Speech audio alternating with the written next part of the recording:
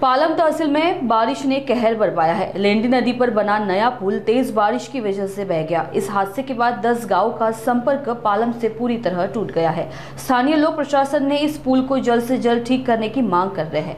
ग्रामीणों को अब कई किलोमीटर लंबा चक्कर लगाकर शहर पहुंचना पड़ रहा है, लेकिन स्थानीय लोगों की मांग है कि जल्द से जल्द नया और टिकाऊ पुल बनाया जाए ताकि उनका संपर्क फिर से बहाल हो सके। नागपुर समय के लिए शांतिलाल शर्मा, परभणी, पालम।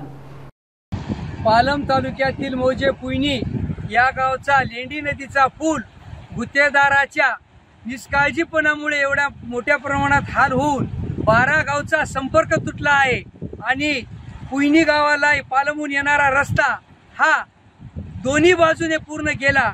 नळ्या अपूर्ण टाकून त्यांच्या नळ्याला फुरसन बसलं आणि दुमार या पुलाकडे न बघितल्यामुळे फुरसनामुळे पाणी जाणारा ओघ कमी झाला आणि त्यामुळे बाजूला भसांडा पडून पूल हा पूर्ण खसून गेला आणि 12 गावचा पालमला येण्यासाठी संपर्क तुटला।